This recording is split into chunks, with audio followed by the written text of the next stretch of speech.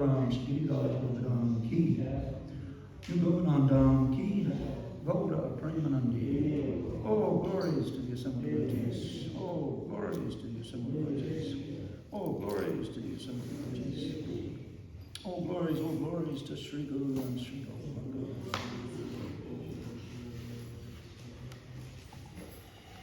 Jai Jai Sri Chaitanya Jai Nityananda. Jai Advaita Chandra Jai Bhakta-vrinda. Jai Jai Sri Chaitanya Jai Nityananda. Jai Advaita Chandra Jai Gaura Bhakta-vrinda.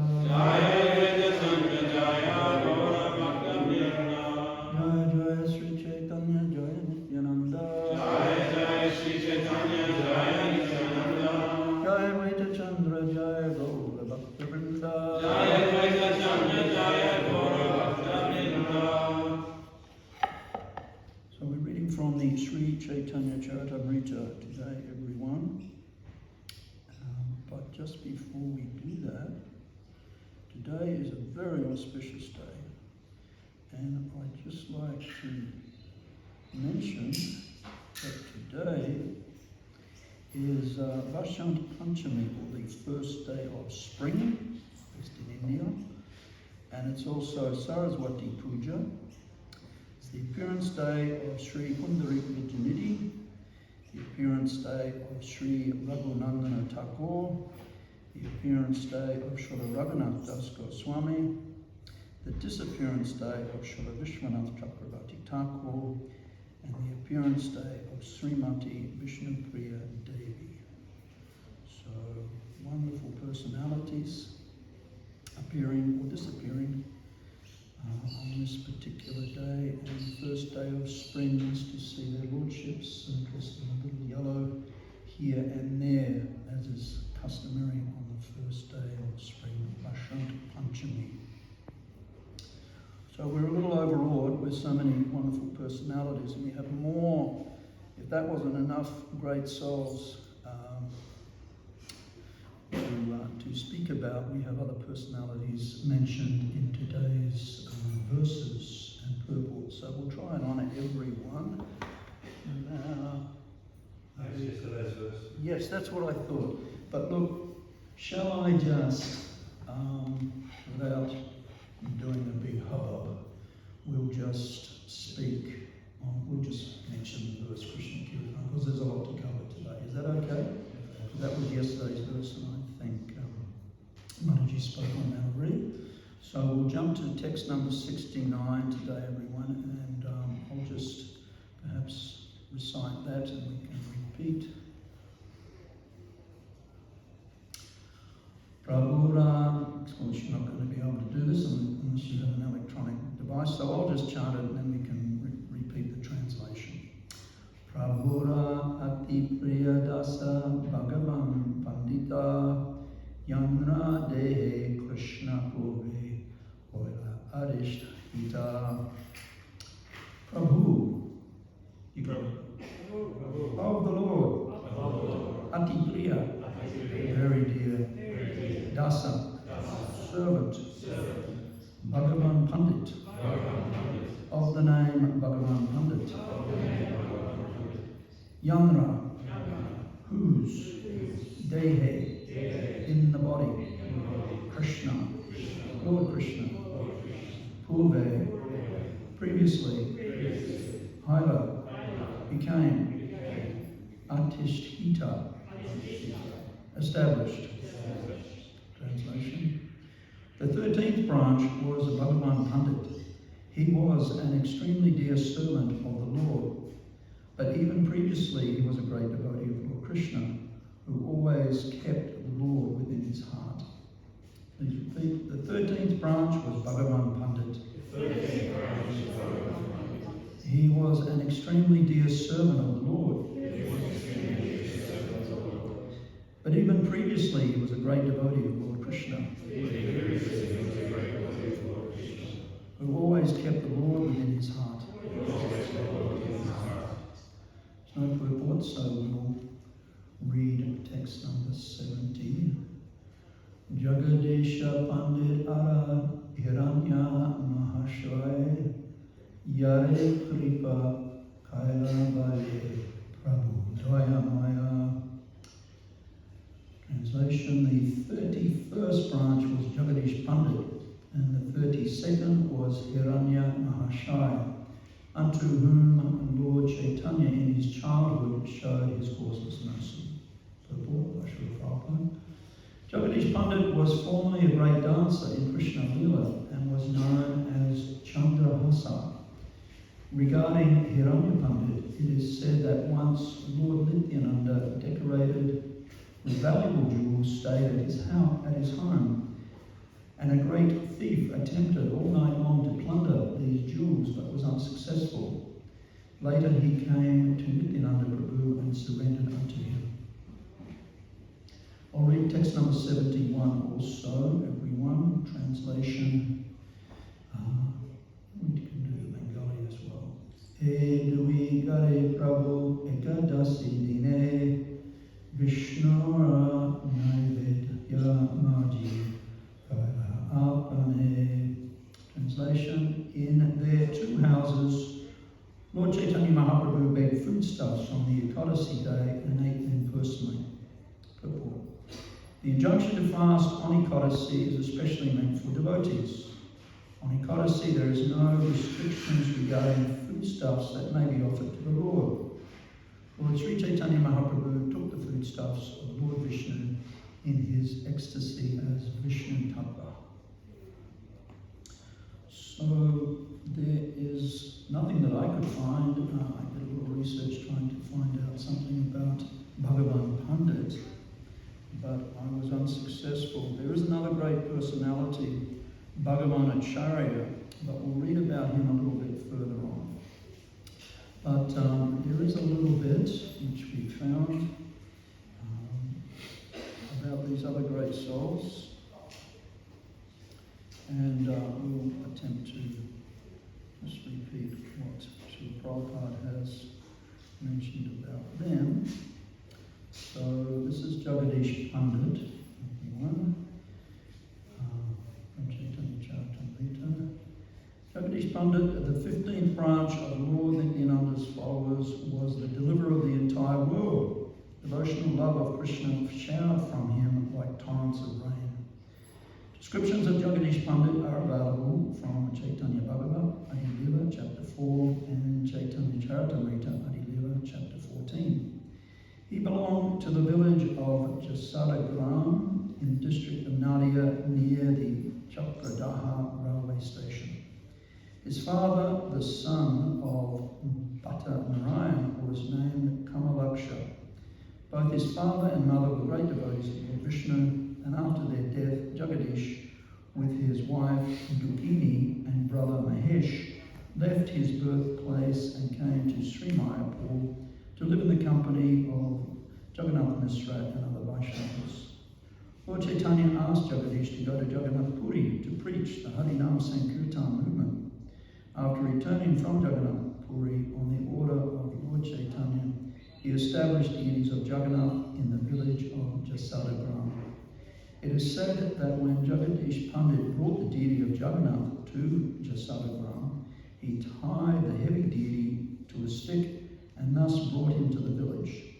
The priests of the temple still show the stick used by Jagadish Pandit to carry the Jagannath deity. So that's a little about him. And this is also Jagadish and Hiranya. Pretending to be sick, the Lord asked some foodstuffs from the house of Hiranya and Jagadish on the day of Ekadasi. Chaitanya Bhagavatam, Adi-lila, chapter 4, fully describes the Lord's accepting Vishnu Prasad on the Ekadasi day at the house of Jagadish and Hiranya.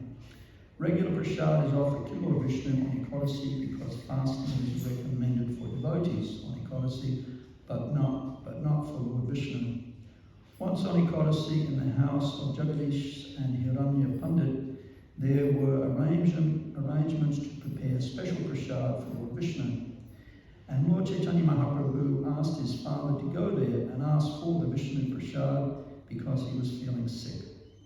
The house of Jagadish and Hiranya Pandit was situated about 2 miles off from the house of Jagannath Mishra. Therefore, when Jagannath Mishra, on the request of Sri Chaitanya Mahaprabhu, came to ask Jagadish and Hiranya for the prasad, they were a little astonished. How could the boy understand that special prasad was being prepared for Lord Vishnu? They immediately concluded that the boy Nimai must have supernatural mystic power. Otherwise, how could he understand that they were preparing special prasad? Therefore, they immediately sent the foodstuffs to Lord Chaitanya Mahaprabhu through his father, Jagannath Mishra. Nimai was feeling sick, but immediately after eating the Vishnu prasad, he was cured. And he also distributed the prasad amongst his playmates. So an early indication there, Mahaprabhu exhibiting a pastime which was indicative of his being, as Prabhupada mentions in this purport here. Sri Chaitanya Mahaprabhu took the foodstuffs of Lord Vishnu in his ecstasy as Vishnu Tattva. Now I have just one more in our prepared notes here, which I'd like to share with you. Krishna, Krishna, Krishna. So it's going to be a class like no other today, because there are so many personalities, and we try to honor at least some of them, plus this purport and these verses. We've done other research here, so forgive me if we're jumping hither and thither, what to do. There's so much nectar, and we just want to share the nectar in these times of limited preaching opportunities. You get a little excited when you do get a chance to share the modern day pastimes of Lord Chaitanya, which didn't finish on the eventful day in Jagannath Puri when Mahaprabhu entered the temple, Dr. Gopinath, the deity of his beloved Gadadhar Pandit, and he did not come out. So the pastimes didn't conclude then. They're continuing to go on, as Vrindavan Das Thakur has rightly stated in his Chaitanya Bhagavatam. Those pastimes did not conclude. There are many other pastimes which Vrindavan Das Thakur said, I can't write about right now, but they're going to happen one after another in the future. So those pastimes are, of course, going on. So I came across this wonderful purport and verse from the Chaitanya Bhagavatam the other day, so I thought it might just set the tone a little bit today. This is, of course, with wonderful commentary by our Param Guru Dev, Srila Bhakti Siddhanta Saraswati Thakur. So, translation of this text is, just as the son of Nanda enjoyed his pastime sitting amongst the cowherd boys on the bank of the Jamuna, same Krishna, in the form of a Brahmana, now enjoyed pastime sitting with those same cowherd boys on the bank of the Ganges. Purport, Srila Bhakti Siddhanta Saraswati. The Lord sat on the bank of the Ganges surrounded by his students. 3 comparisons are given in this regard. Number 1, the moon surrounded by the stars. 2, Brihaspati surrounded by the demigods. And 3, Cupid. But these 3 comparisons are unable to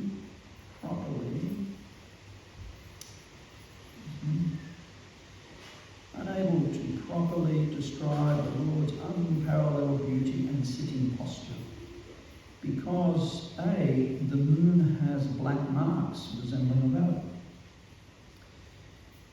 It waxes and wanes, and it cannot be seen in daylight, while Gaurachandra is devoid of black spots and never diminishes.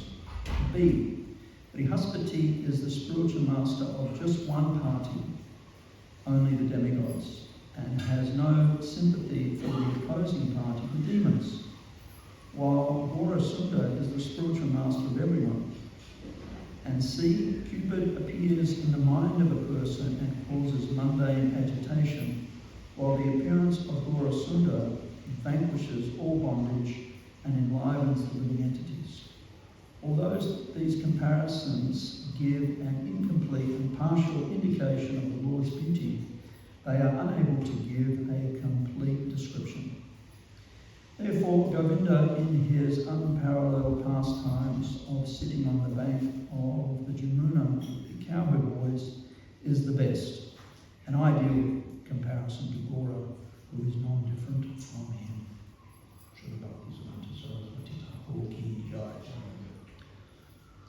So,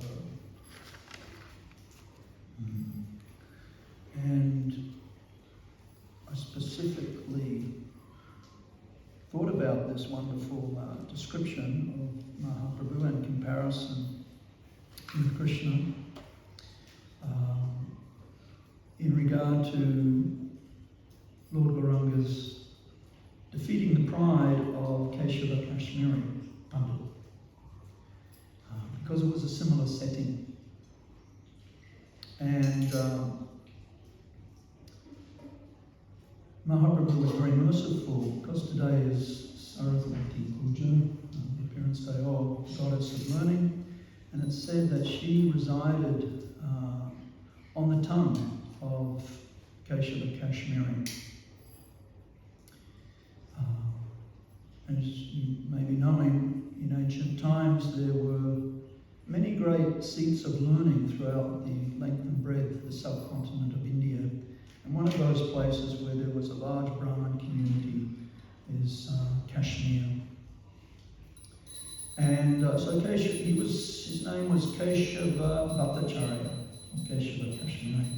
And he was a great scholar, no doubt about that. And he definitely had the blessings of the goddess of learning, Saraswati.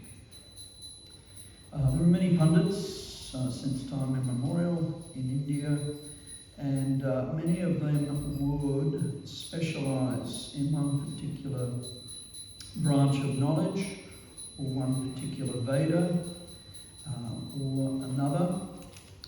But Keshava Kashmiri was a little different in that he not only knew all Vedas, Rig, Yajur, Sama, and Tala Veda, but he also was fully conversant and could debate at the highest level in any one of the 6 principal systems of philosophy in India.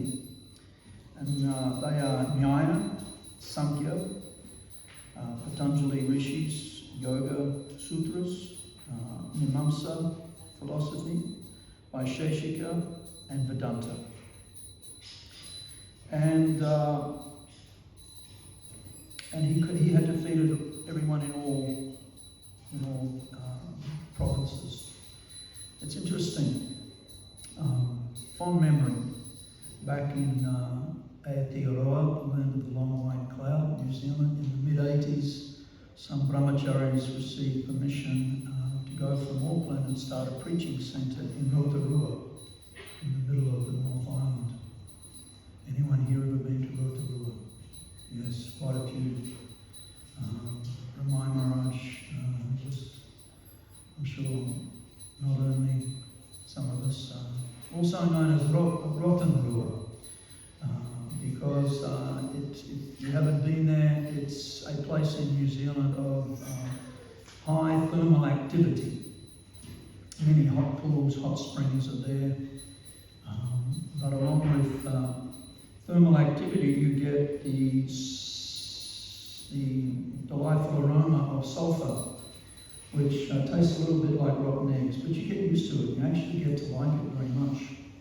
So that's Rotorua. So devotees went there, opened a preaching centre, and we got invited on one visit. The late Bhakti Taru Maharaj came to New Zealand for a visit, and he was taken there to officially open this small preaching centre and restaurant which the devotees, the brahmacharis, had opened there. And Maharaj gave a lecture on the 6 systems of Indian philosophy to the local people. Just gave a very brief but concise explanation of Nyaya, Sankhya, Patanjali, Mimamsa, Vaisheshika and Vedanta. And it was the most delightful lecture. Maharaj was such a scholar. And so that was really wonderful. I'm not sure what some of the local persons thought of that talk, but I certainly, and the devotees, we became very enlightened. So similarly, Keshava Kashmiri was such a pundit that he knew all these different principal systems of Indian philosophy and could debate and defeat, and he had defeated all comers in all the different directions. And he came to Navadvip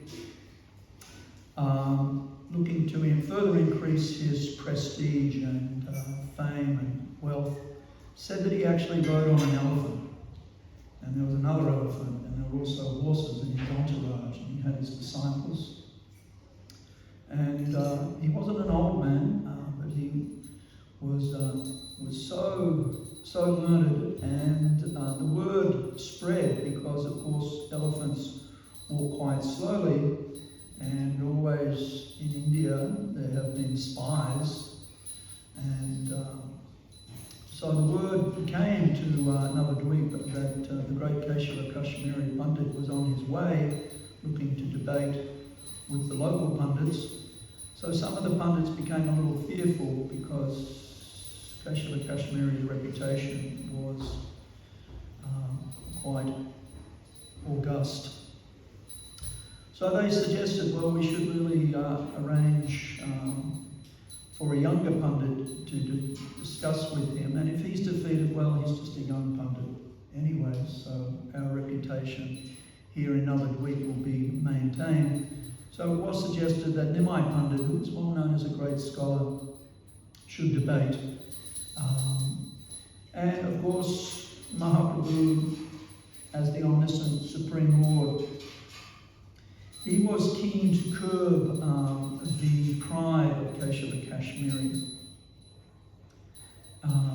And it's said that humble persons, like fruit-bearing trees, they are not proud of their knowledge, rather they bow down with humility.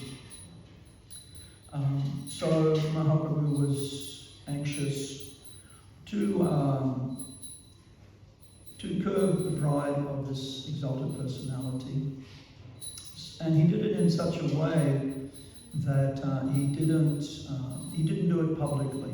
He didn't do it in a big assembly, which would ridicule and humiliate Keshava Kashmiri, but he made the arrangement. And of course they met on the bank of the Ganga in the evening time. Godhuli is in India well known as the most auspicious time of the day to arrive somewhere, dusk. Because traditionally in India that's when the cows are coming back from the pasturing grounds. And Go, of course, means cows, and Duli means dust. So just as we have beautiful descriptions in the Srimad Bhagavatam of Krishna and Balaram, the cowherd boys returning to Gokula and Goduli, or dusk, and all the inhabitants that have been pining in separation from the lords during the day, they become very excited because they can see the clouds of dust off in the distance, indicating that Krishna and Balaram and the cows are on their way home, not far away. So this is the time of when Mahaprabhu met with just a few of his disciples on the bank of the Ganga. Beautiful description. The moon was full, shimmering, reflecting on Mother Ganga. And of course, Nimai Pandit, who would appear was just in his early youth. He had his own school teaching primary Sanskrit grammar. So just perhaps 13, 14 years of age. So the great Keshava Kashmiri came there and they exchanged some niceties, some polite greetings. were exchanged, and Mahaprabhu was very humble. And he asked the great scholar, "You please compose some verses in glorification of Mother Ganga." So the Pandit did that, and he actually recited like the blowing wind for 3 hours, one verse after another, glorifying Mother Ganga. And then Chaitanya Mahaprabhu, he very expertly went back, and not only as the Supreme Lord was he able to remember all those verses, but he was able to detect various grammatical imperfections, irregularities in those verses, and he brought those to Keshava Kashmiri's attention. So of course it's a very long story, very intriguing pastime, and ultimately Keshava Kashmiri went home. Mahaprabhu suggested that he go home, take rest, and they could meet again the next day, which they did. But that night, Keshava Kashmiri had a dream where Goddess Saraswati, the goddess of learning, appeared to him and revealed that this personality is actually the Supreme Lord. And he's my worshipable Lord. So the next day they went, and of course further discussions were there, and Keshava Kashmiri accepted scholarly defeat from the very young Nimai Pandit. He was thinking, how is my worshipable Ishtadev, the goddess of learning, she seems to have abandoned me. But he could understand that this personality was not an ordinary scholar by any stretch of the imagination. He was in fact the Supreme Lord. So wonderful, wonderful pastimes, one after another, that we will read. And of course, it's interesting that in his travels throughout India, Srila Bhaktisiddhanta Saraswati Thakur would quite often encounter persons who were extremely pious, and they were Vaishnavas from perhaps another Vaishnava Sampradaya. And he showed them great mercy.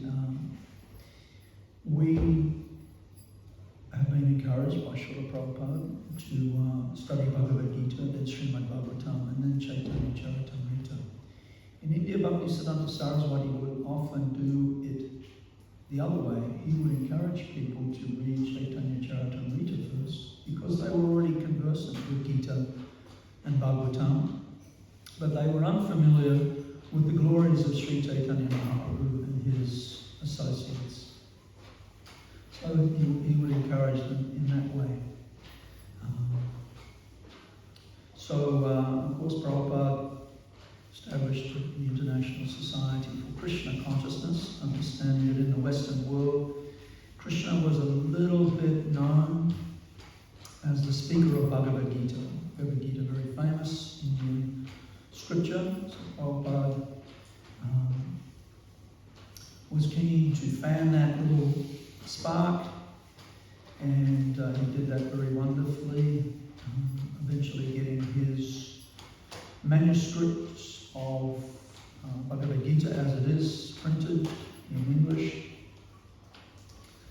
after having not one but 2 manuscripts stolen.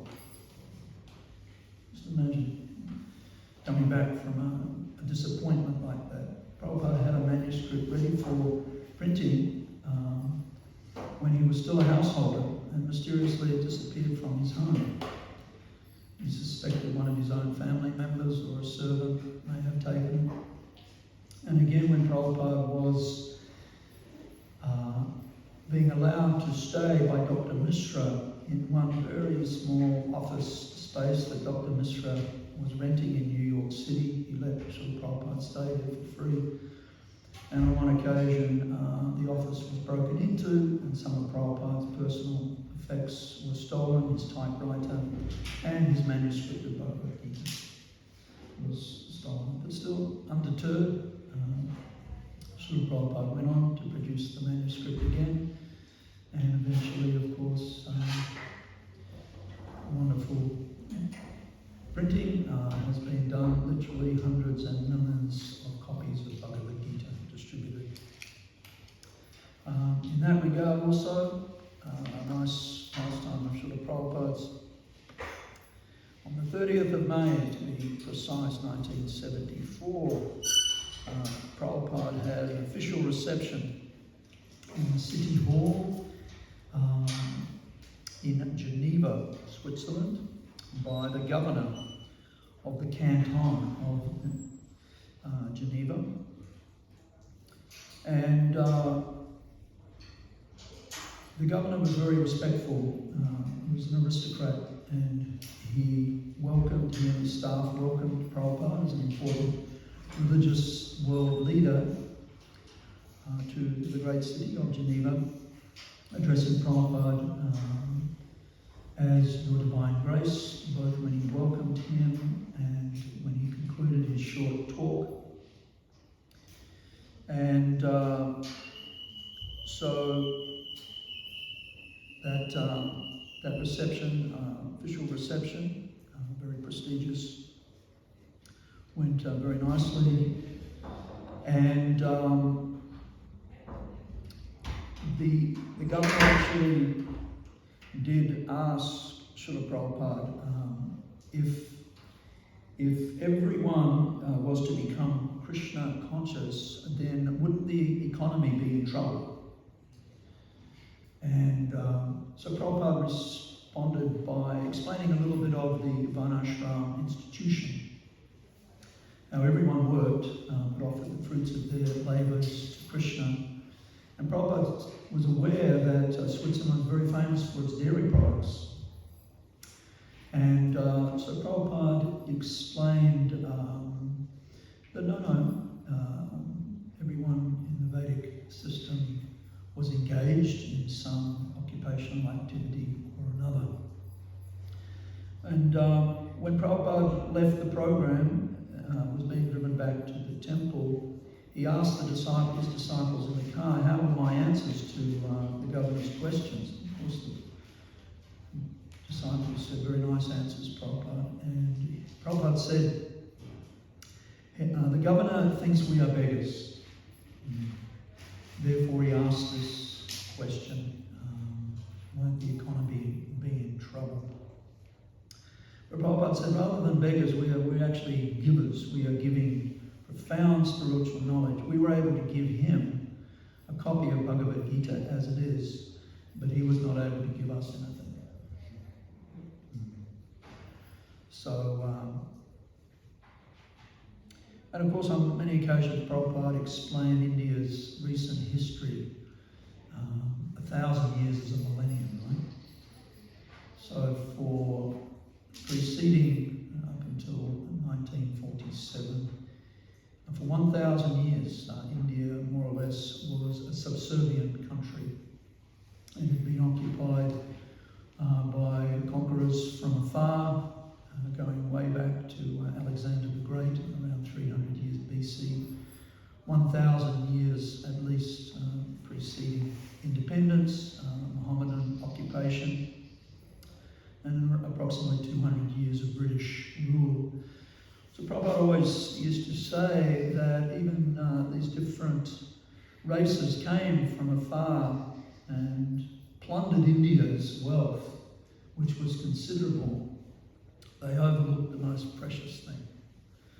They overlooked the Bhakti Shastras, the great wealth of transcendental knowledge that is found there in literatures like Bhagavad-Gita, Srimad Bhagavatam, the Puranas, the Vedas, and so on.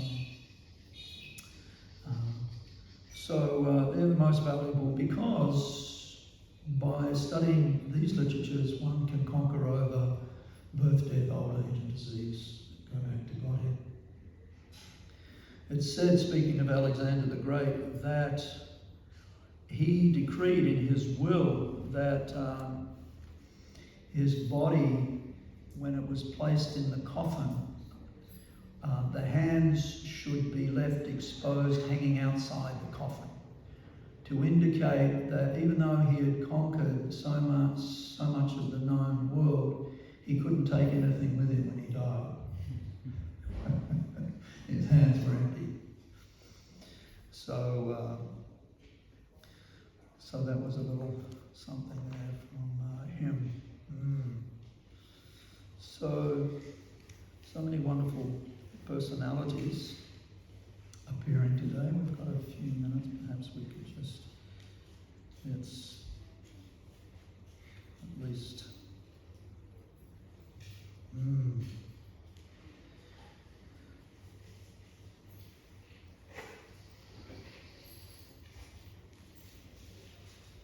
Hare Krishna. This one's a little sad. There is melancholy. There is tragedy in spiritual life. But it's, of course, today is the appearance day of Srimati Vishnu Priya Devi. And as we know from this great literature, Caitanya, Caritamrita, Caitanya Bhagavatam, that Srimati Vishnu Priya was the Lord's consort. She's a goddess of fortune. But Mahaprabhu made a supreme sacrifice to leave home. It's said that on the evening of his last night at home, both his consort, Vishnu Priya, and his mother, Sachi Devi, they understood something was going to happen. They were intuitive enough to know that the Lord's leaving home. And Mahaprabhu, he spent some hours with his consort, Vishnu Priya, very tender, very loving. He even braided her hair and put flowers in her hair and offered her priceless perfumes and said to her, "You are the love of my life." And very touching and very sweet pastimes. They enjoyed for a few hours. But Vishnu Priya understood that this is just like in those days, houses were lit with castor oil lamps. And the nature of the castor oil lamp is just a moment before the flame goes out, it bursts into one last flash of brilliance, and then it's extinguished. So this is the example that Srimati Vishnu Priya gave of the last little while she spent with her beloved husband, the Supreme Lord, before he left home. And of course Sachi Devi also, understanding that Mahaprabhu was leaving, she stood the whole night at the front gate to the house like a statue, not even crying. And Mahaprabhu, as he was leaving home, he circumambulated his mother, offered obeisances to her, and then walked the short distance to the Ganga. And even though it was a cold time of the year, he jumped in the Ganga fully clothed. He swam across the Ganga, came out on the other side dripping wet, and then walked the considerable distance to Katwa. And the day or so after that, accepted sannyas from the greatly fortunate Keshava Bharati Maharaj. So, and he, of course, Mahaprabhu did that for our sake. He, while circumambulating his mother, asked her permission, her blessings, "Please, Mother, let me now go and search for Krishna." So this is Krishna manifesting 1/6 of his opulences, which is vairagya, renunciation, detachment. We know topics of Srimad Bhagavatam, and very much beginning with the creation, both the first creation by Lord Vishnu and the secondary creation of the engineer or architect of the universe, Lord Brahma, and culminating in what's known as the summum bonum, the complete perfection. First 9 cantos describing the 9 different topics of Srimad Bhagavatam, the first 9, and the 10th canto is discussing the complete perfection. And we'll find the word here, which it has a very specific word, which we are going to find in just one moment.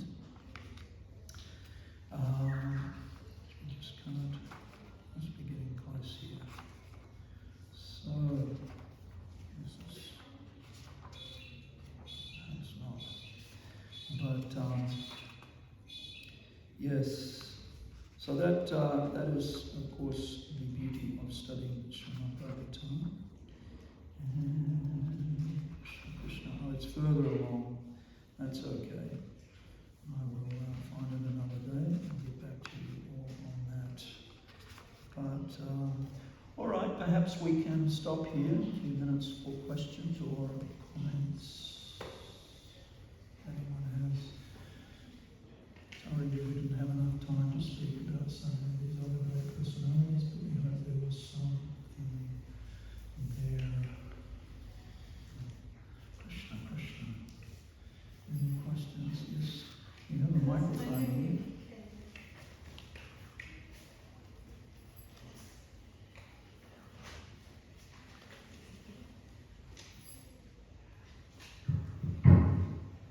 I was wondering if you could speak a little bit more about the pastime of Vishnu Priya and how the deity of Lord Caitanya manifested the deity Vishnu, is it? Yeah.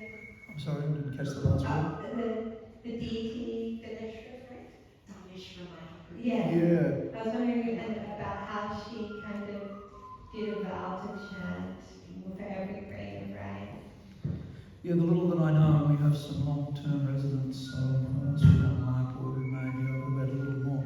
The little that I know is that Mahaprabhu, some say Mahaprabhu even carved that deity himself and gave it to Vishnu Priya.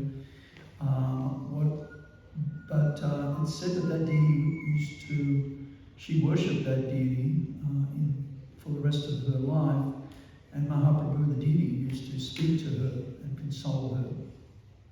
And yes, it's said that actually Vishnu Priya's austerities excelled even Mahaprabhu's in the sense that she was more or less, she was there with Satyamata for as long as Mahaprabhu's mother remained in this world.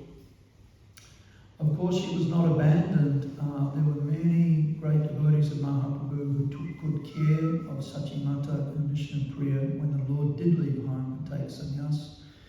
There were many rich, exalted Vaishnavas like Buddhimata Khan and Vajracharya, and so many others, Pundarik Vijayanidhi, so she was not in want of anything. They also had their family servant, Ishan. So, but it's said that she was more or less alone. Satyamata was there for some years, whereas Mahaprabhu was living in Puri, and he was surrounded by so many exalted associates. And of course, the Lord's many devotees would come, at least for a period of 6 years, for the 4 months of the rainy season. But so many exalted devotees were there in Puri with Mahaprabhu. Prataparudra Maharaj, Sarvabhauma Bhattacharya, Sarup Damodar, Ramananda Roy, the list, Haridas Thakur, And there were constantly devotees coming and going, but the Goswami was coming, and the other Goswamis like that. So Mahaprabhu had so much association there. The 9 celebrated sannyasis, some of whom were actually Mahaprabhu's god uncles. They were residing permanently in Jagannath Puri. Paramananda Puri Goswami is identified as the incarnation of Uddhava in Krishna Lila. He was there, Brahmana, Bharati, so many great personalities. But Vishnu Priya was all alone, more or less. And yes, she used to chant the Maha Mantra. And for as many mantras as she chanted, she would put aside grains of rice, and then she and Sachi would cook that rice with some vegetables, and they would honour that. Perhaps that was their only meal of the day. So in many ways she was more austere than Mahaprabhu. It's very exalted, very difficult for someone like myself with mundane consciousness to even enter into any level of depth of understanding of the austerities performed, known as Vipralamba Seva, or ecstasy in service and separation. So that's about all I know. Mataji, would you like to add something there? We have a microphone, so you're being broadcast. I just wanted to ask you a question also about the position of Srimati Vishnu Priya Devi. We understand that Lord Caitanya is Krishna directly, and that he's embracing that route of separation of Srimati Radharani. We also understand that Gadadhar Pandit is Srimati Radharani. So who is Vishnu Priya Devi? How can we understand what That's okay. I have heard incarnation of Satyabhama, one of Krishna's principal queens in Dwarka. She's a goddess of fortune, Lakshmi. Anyone else want to give another? That's to the extent of my understanding. Yep. You're describing pastimes of Lord Chaitanya Mahaprabhu and Kesha Kashmiri. So, did Lord Chaitanya perform Sankirtan pastimes in Kashmir, and also forgive my ignorance, but haven't heard much about Kashmir and the Sankirtan movement in modern times. Is it going on? I know there's a lot of trouble there over the years, but is the Sankirtan movement also going on? I don't know much either, Bhagavad-Gita. I have to confess. Or Prabhupada may have given some indication that there's ever heaven forbid, a World War III, that it would start in Kashmir between India and Pakistan. It's a very volatile region of the world. It's since time immemorial also where all those foreigners who conquered India, they would all come into India through Kashmir, because there are passes in the Hindu Kush and other places where armies could actually come into India from Asia, from Central Asia especially. So once upon a time, in more peaceful times, and perhaps yes, I think even still today, honeymoon couples, they go to Kashmir because it's a very beautiful place in the foothills of the Himalayas. There are many, it's very cool in summer. There's many beautiful lakes there. It's very romantic, very beautiful place.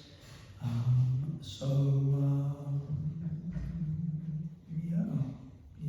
think Vasa Shrestha might have had a comment. Prabhu, there's a microphone here if you want to be amplified. Hi, Krishna.